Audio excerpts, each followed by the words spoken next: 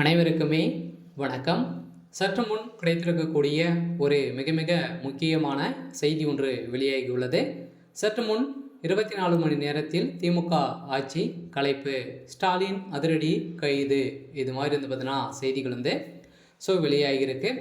ஏற்கனவே சமீப காலத்திலிருந்தே திமுகவுக்குள்ளே உட்கட்சிக்குள்ளும் நிறைய கட்சி எதிர்ப்பும் பார்த்தீங்கன்னா மக்களிடையும் நிறைய பிரச்சனைகள் திமுகவுடைய தலைமையகம் எதிர்கொண்டு வந்திருக்கக்கூடிய நிலையில் எல்லையை மீறி தான் பார்த்தீங்கன்னா திமுகவுடைய ஆட்சி நடந்துட்டு இருக்கு. எங்கே பார்த்தாலும் பார்த்தீங்கன்னா ஊழல், கொள்ளை,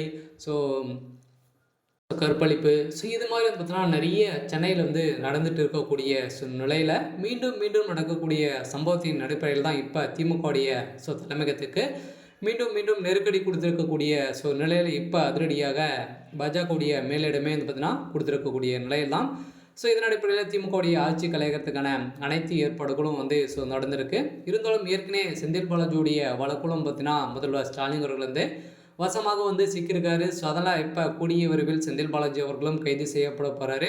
அவர் கொடுத்த வாக்குமூலத்தால் இப்போ திமுகவுடைய ஆட்சி கலையறதுக்கான அனைத்து ஏற்பாடுகள் தான் நடந்திருக்கு. இதை பற்றி இந்த வீடியோவில் நம்ம முழுமையாக பார்க்கலாம். அதுக்கு முன்னாடி நம்ம சேனலுக்கு இப்போ தான் நீங்கள் முதல் முறையாக வந்திருக்கீங்க அப்படின்னா மறக்காமல் நம்மளுடைய சேனலை சப்ஸ்கிரைப் பண்ணி சப்போர்ட் பண்ணுங்கள்.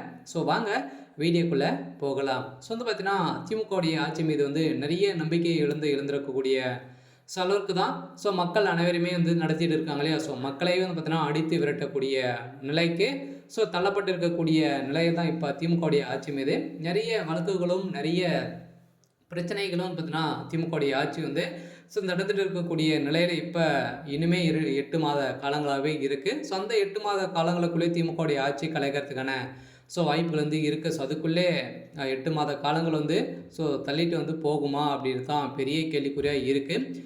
இந்த கேள்விக்குறியின் அடிப்படையில் பார்த்திங்கன்னா செந்தில் பாலாஜியுடைய வழக்கில் முதல்வர் ஸ்டாலின் அவர்கள் வசமாக சிக்கியிருக்கு. ஆனால் முதல்வர் ஸ்டாலினுடைய குடும்பமே சிக்கியிருக்கக்கூடிய நிலையில் தான் இதில் திமுகவுடைய ஆட்சிக்கு ஒரு மிகப்பெரிய கேள்விக்குறியாக வந்திருக்கு. அதனால் ஆட்சி நடத்தக்கூடிய தகுதி திமுகவுடைய தலைமையகத்துக்கு இல்லை. பார்த்தீங்கன்னா மக்களை பெண்களை பார்த்தீங்கன்னா தரக்குறைவாக பேசியும் நிறைய வீடியோக்கள் மூலமாக சம்பாதித்து இருக்கக்கூடிய ஒரு அரசாக தான் பார்க்கப்பட்டிருக்கக்கூடிய நிலையில் இதன் அடிப்படையில் தான் திமுகவை சார்ந்த குற்றவாளியாக கைது செய்யப்பட்டிருக்கக்கூடிய ஞானசாகர் அவர்களுடைய வீட்டில் நடந்த ரெய்டால் அங்கு கிடைக்கப்பட்ட ஆதாரத்தின் அடிப்படையில் தான் பார்த்தீங்கன்னா இப்போ அதிரடியாக திமுகவுடைய தலைமையகமே சிக்கிக்கொண்டு தான் தவிக்க இருக்கக்கூடிய நிலை ஏற்பட்டிருக்கு.